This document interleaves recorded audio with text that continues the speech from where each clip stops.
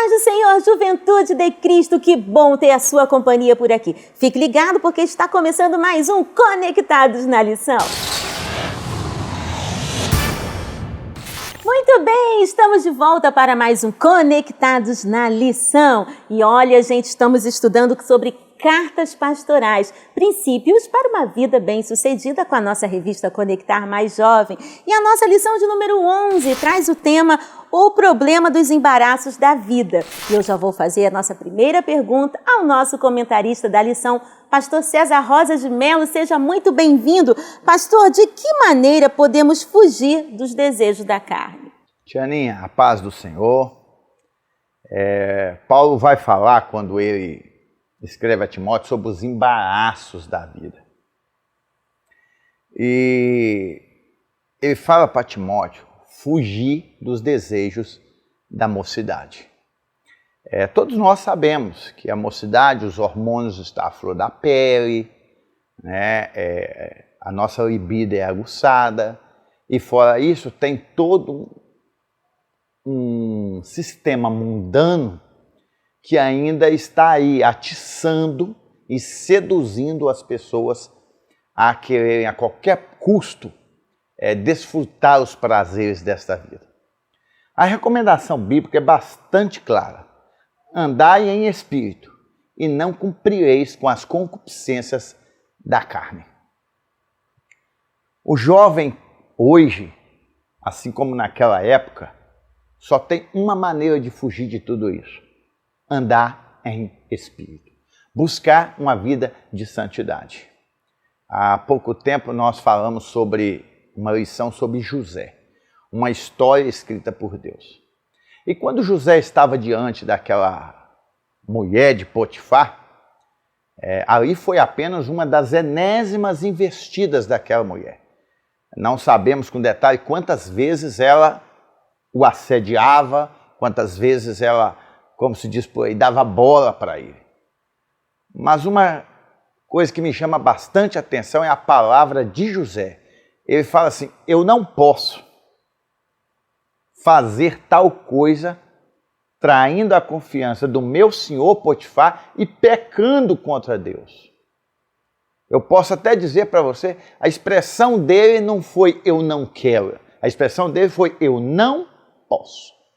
Existem coisas na nossa vida que são apetitosas, que enchem os nossos olhos, mas nós não podemos. Tem coisas que realmente nos seduzem, mas o grau de comprometimento que temos com Deus deve ser maior do que o desejo que nos seduz. E o que Paulo está dizendo para Timóteo é isso: que o seu compromisso com Deus seja maior do que as coisas que o mundo está te oferecendo. Que o nosso compromisso com Deus seja maior do que qualquer prato que vier sobre a nossa vida. Então, quer vencer a carne? Quer vencer o mundo? Comece a andar em espírito, porque somente assim você vai ter condições de vencer o mundo com as suas paixões e concupiscência.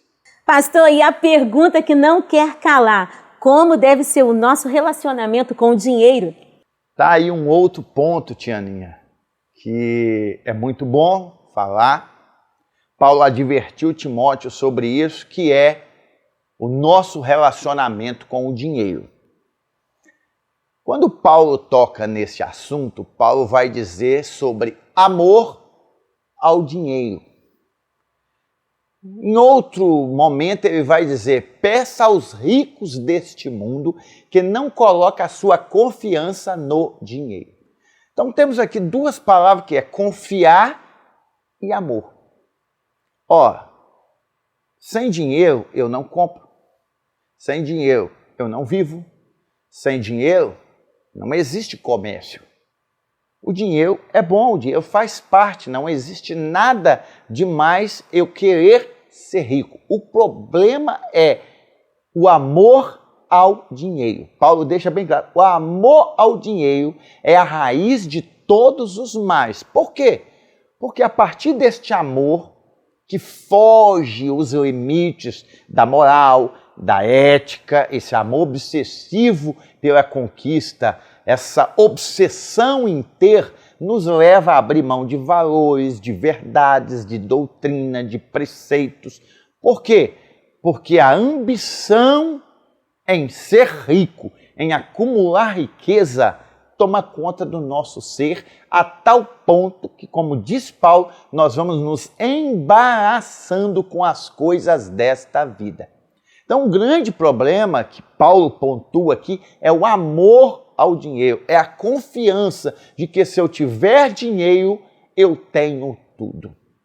E este é o maior engano, porque não é o dinheiro que nos proporciona a felicidade. O dinheiro pode até proporcionar efêmeros momentos de prazer, de conquistas, de felicitações, porém, ele não é suficiente para nos dar uma paz, uma plenitude de espírito, uma felicidade verdadeira. Você pode sim aplicar na bolsa, aplicar em fundos, mas não se esqueça, não é o dinheiro que vai trazer felicidade para a sua vida. Não é o valor do carro que você compra que vai fazer você ser melhor ou pior.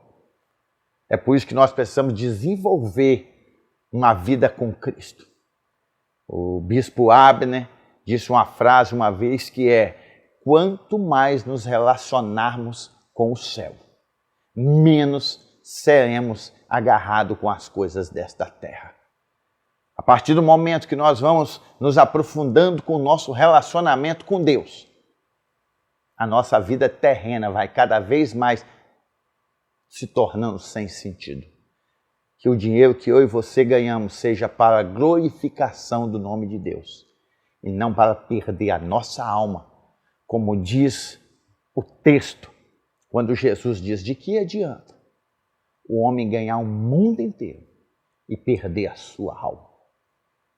Que Deus nos ajude a cada momento a meditar e fazer as escolhas corretas na nossa vida. Jesus, certa feita, pôde dizer também: ninguém pode servir a dois senhores. Que o dinheiro seja uma bênção na nossa vida e não uma maldição que venha destruir a nossa casa, a nossa família e principalmente nos tirar o céu. Que eu e você venhamos pensar no céu todos os dias. Como diz o próprio apóstolo Paulo, buscai as coisas que são de cima e não as que são dessa terra. Muito bem, a editora Betel está disponibilizando para você, Juventude de Cristo, o PIL, que é o Programa de Incentivo à Leitura a todos vocês, para complementar ainda mais o seu conhecimento nos estudos da palavra. Estamos recebendo aqui nos nossos estúdios a representante da Juventude de Cristo. Eu estou falando dela, diaconisa Juliana Nascimento. Seja muito bem-vinda. Juliana, o que você trouxe para nós no PIL desta semana? Muito obrigada, Tia Aninha. Para mim é um grande prazer estar aqui mais uma semana no Conectados na Lição. O tema dessa semana para o PIL é Sobriedade, a defesa do crente. Se você tem interesse nesse conteúdo, é só acessar o site da editora Betel e fazer o download gratuito do seu programa de incentivo à leitura. E eu quero fazer a pergunta para o nosso comentarista, pastor César Rosa. A juventude quer saber de que maneira podemos ter uma vida sóbria em frente à sedução do mundo. A paz do Senhor, Juliana.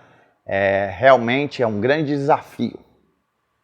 Estamos vivendo numa sociedade onde a todo instante somos bombardeados de tanta sedução, seja ela na questão sexual, seja ela na questão da corrupção e seja ela também na questão de propagandas.